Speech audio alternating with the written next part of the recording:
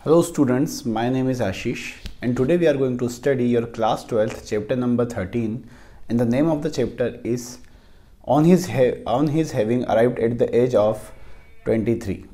On his being arrived at the age of 23. ये जो chapter का नाम है ये ओरिजिनली अलग है और उसके बाद हमारी बुक में जो है वो हैविंग की जगह बीइंग किया गया है ना।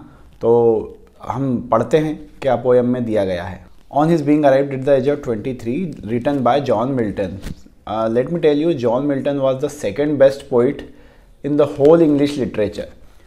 Of course, विलियम शेक्सपियर को नंबर 1 माना जाता है, लेकिन विलियम शेक्सपियर के बाद अगर कोई सबसे ज़्यादा बेहतरीन पोइट माना गया है तो वो जॉन मिल्टन माने गए हैं।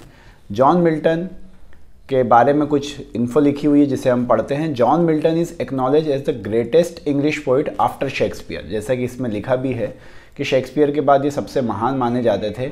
As a product of reformation movement in England, England में जो एक रिफॉर्मेशन जिसका पुनर्निर्माण आंदोलन जिसे हम कह सकते हैं, उस दौर में ही combines the renaissance passion for truth and beauty with the religious fervour of Puritans.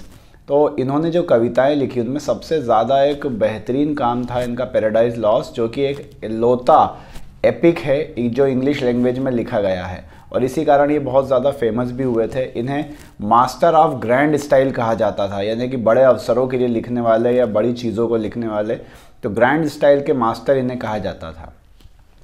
The poem on his being arrived at the age of 23 is a devotional sonnet. ये जो पोएम है जिसका नाम है ऑन हिज बीइंग और having arrived at the age of 23, जब वो 23 साल के हुए, तो ये एक डिवोशनल सोनेट है। सोनेट क्या होता है? 14 लाइन की पोएम को सोनेट कहा जाता है। बहुत ही डिफ़िकल्ट फॉर्म होता है लिखने के लिए, क्योंकि आपको अपनी बातों को ना 14 लाइनों से ज़्यादा में ले जाना है, ना 14 लाइनों के अंदर लेके 14 लाइनों के कम में लाना है। आपको 14 लाइन में ही अपनी सारी बातें कहनी होंगी। तो रिटन इन ऑटोबायोग्राफिकल मोड, ये ऑटोबायोग्राफिकल मोड में लिखी गई है। इसका मतलब है यहाँ पे अपने ही जीवन के बारे में या अपने ही बारे में मिल्टन कह रहे हैं। It contains Milton's reflection on his late maturing. कितने लेट ये मैच्योर हुए, बहुत ज़्यादा, है ना। मतलब लेट मैच्योरिंग का मतलब क्या होता है? देखो, मैच्योरिटी का मतलब है जब इंसान को ये लगने लगे कि मेरे जो डिसीजन है वो बचकाने नहीं होते हैं, मेरा जो टैलेंट है वो बच्चों का कोई खेल नहीं रह गया है, तो उसे लगता है कि वो मैच्योरिटी आ गई है। ये वो समय था जब 15-16 साल की एज में लड़कियों की और लड़कों की शादियां हो जाया करती थी और 22-23 तक तो वो अपना काम में बहुत ज़्यादा एक्सपर्ट हो जाया करते थे। और यही कारण है कि 23 साल का होने पर आज हो सकता है किसी इंसान की 23 साल में स्टडी ही चल रही हो या 23 साल की उम्र में ना उसकी शादी तो नहीं हुई होगी, और बहुत सारी ऐसी चीज़ें हो सकती है जिसको 23 साल को एक छोटी उम्र कहा जा सकता है। लेकिन ये वो दौर था जब 23 साल मतलब आपने ज़िंदगी के बहुत सारे साल गुजार दिए और उस समय तक भी अगर आप अपने काम में परफेक्शन नहीं लेके आ पाए हो तो आपको मैच्योर नहीं कहा जाएगा। और यही जो है वो जॉन मिल्टन कह रहे हैं। वो 23 साल के हो गए हैं, मैनहुड यानी कि आदमियों जैसे दिखने लगे हैं, मैनहुड की ओर अराइव हो चुके हैं, लेकिन वो कहते हैं कि मेरा पोएटिक टैलेंट अभी तक नहीं निखरा और वो इसे भगवान की इच्छा बताते हैं। Here he blames time for stealing away his youth with ripening his poetic talent. पहले तो वो समय को दोषी देते हैं कि समय का खेल है सारा और समय मेरी युवापन चुरा के ले गया, मेरा पोएटिक टैलेंट चुरा के ले गया। He uses the sonnet form to produce a personal utterance and combines dignity of tone, flexibility of moment and mastery of structure. उन्होंने सोनेट को चुना, इन्होंने पोइट्री लिखने के लिए सोनेट के फॉर्म को चुना, जहाँ उन्होंने अपनी जो पर्सनल दुख है, पीड़ाएं हैं, उनको इस फॉर्म में जताया है, जिसमें उन्होंने मास्टरी दिखाई है कि किस तरह से सोनेट को लिखा जाना चाहिए।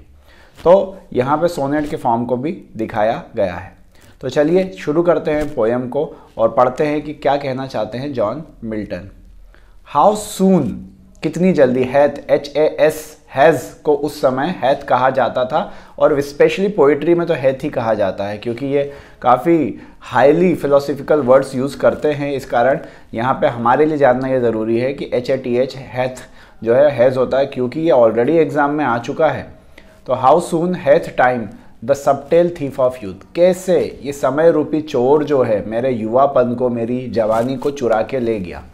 Stolen on his wings my 3 and 20th year, ये जो समय है ना, ये चुपके से आया और चुरा के ले गया। ये पंखों पे बैठ कर आया था, है ना। कहते हैं ना कि भाई समय तो पंखों जैसा होता है और कितनी जल्दी बीत जाता है। अभी देखिए 1 साल हो चुका है जब कोविड के केसेस और है ना कोरोना लगना और लॉकडाउन लगना शुरू हुआ था। देखते ही देखते समय फटाफट बीत गया और बिल्कुल अब 1 साल लगता भी नहीं है कि अब भी हाल की तो बात है जैसे।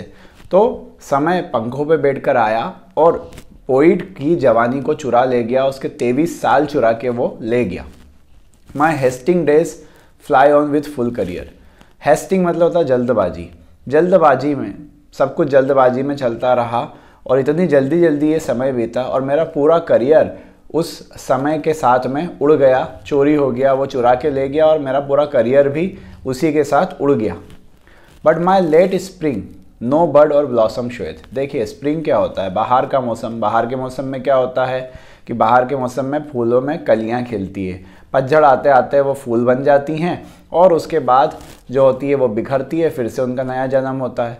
तो वो क्या कहता है कि मेरी जो स्प्रिंग है, मेरी बाहर का मौसम, बाहर ज़िंदगी में बाहर आने का मतलब है अच्छी आना, खुशियाँ आना। तो वो कहता है कि मेरा बाहर का जो मौसम है वो काफ़ी लेट आया, ना कली खिली ना फूल खिले, है ना, और खिले भी तो बहुत लेट खिले। इसका मतलब है मेरा पोइटिक टैलेंट ढंग से निखर नहीं पाया और मैं जो हूँ उतना अच्छा बन नहीं पाया जितना दूसरे या मेरे साथ के कवि। इनका इशारा शेक्सपियर की तरफ भी है थोड़ा थोड़ा, क्योंकि वो नंबर 1 थे, ये नंबर 2 थे। हमेशा उनको ज़्यादा प्रशंसा या ज़्यादा तारीफ़ मिलती थी, जिसका एक तरह से ना आप जलन कह सकते हैं, इनके अंदर वो मौजूद भी थी। परहैप्स माई सेम्बलेंस। सेम्बलेंस का मतलब होता है कोई इंसान कैसा दिखाई देता है, उसका अपीयरेंस, उसको सेम्बलेंस कहा जाता है। वो कहता है कि हो सकता है तुम मुझे देखो तो मेरा सेम्बलेंस, मेरा अपीयरेंस सच को झुटला दे, वो सच को झुटला दे। तुमको लगेगा अच्छा खासा तो आदमी है, दाढ़ी मूंछ आ रही है ना, लंबे बाल है, दाढ़ी मूंछ आ रही है, अच्छा खासा आदमी दिख रहा है, तो तू कैसे कह सकता है कि तू मैच्योर नहीं हुआ। अरे वो कह रहा है कि मेरा जो सेम्बलेंस है, बाहर से देखने पे मैं दिख सकता हूँ कि मैं आदमी हो चुका हूँ। That I to manhood am arrived so near. मैं है ना मैनहुड की ओर आ चुका हूँ। 23-24 साल, मैंने आपको बताया शुरू में कि 23-24 साल की उम्र उस समय काफ़ी ज़्यादा मानी जाती थी और माना जाता था कि आदमी अब पूरा परिपक्व हो चुका है और वो हर काम करने के लायक या सक्षम हो चुका है। तो वो कहता है कि भाई मैं 23 साल का हो गया, आप मुझे देखोगे तो मेरा अपीयरेंस आपको दिखेगा कि ये तो आदमी है ना।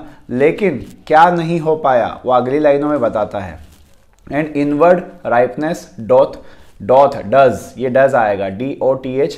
डॉथ बुक में लिखा हुआ है, पोइट्री में भी लिखा हुआ है, लेकिन ये डज का फॉर्म में मैंने बताया। हैथ को हैज़ लिखते थे, डज को डॉथ लिखते थे। तो एन इनवर्ड राइपनेस डथ या डज मच लेस अपीयर। वो कहता है लेकिन जो इनवर्ड राइपनेस मतलब होता है पकना, कि जो मेरा पोइटिक टैलेंट पक जाना चाहिए था, जो बेहतर हो जाना चाहिए था, वो नहीं हो पाया, वो लेस अपीयर है। That some more timely happy spirits endueth, है ना। वो आगे क्या कहते हैं कि ये जो समय है वो बीतता चला गया, लेकिन मेरे पोइटिक टैलेंट में कोई सुधार नहीं हुआ। अब पोइट्री क्या होता है, पहले तो वो आरोप लगा देता है समय के ऊपर कि समय के कारण, है ना, मैं अपनी पोइटिक टैलेंट को निखार नहीं पाया। अब ले दे के वो भगवान पर भी इल्ज़ाम लगाना शुरू कर देता है कि तो भगवान की मर्जी है, भगवान की। अपना दोष नहीं निकाल रहा है कि भाई मैंने कोई मेहनत नहीं करी होगी या कुछ नहीं। पहले वो समय को दोष देता है, फिर वो भगवान को दोष देना शुरू कर देता है। फिर वो क्या कहता है, येट बी इट लेस और मोर or soon or slow, it shall be still in strictest measure even to that some lot however mean or high towards which time leads me and the will of heaven. ये परिपक्वता का क्या है, ये poetic talent का क्या है। जल्दी बोल लो, देर से धीरे बोल लो, जल्दी बोल लो, देर से बोल लो, है ना, या फिर समय के पहले बोल लो, कभी ना कभी तो ये चीज़ आनी ही है ना। तो मेरे ईश्वर की शायद इच्छा, यहाँ पे वो होता है विल ऑफ हेवन शब्द का इस्तेमाल करता है। हेवन में H बड़ा है, जहाँ पर भी कैपिटल वर्ड का यूज़ किया जाता है वहाँ उसका मीनिंग डिफरेंट निकलता है। तो यहाँ पे हेवन में H उसने बड़ा करा है, जो कि बताता है कि ये हेवन शब्द जो है वो गॉड के लिए इस्तेमाल किया जा रहा है। और वो कहता है कि जो भी मेरे साथ हुआ, मेरा पोइटिक टैलेंट भले ही कम रहा हो, ज़्यादा रहा हो, जल्दी आया हो, देर से आया हो, वो भगवान की इच्छा थी। शायद मेरा प्रभु मुझसे यही चाहता था। All is if I have grace to use it so as ever in taskmaster's eyes।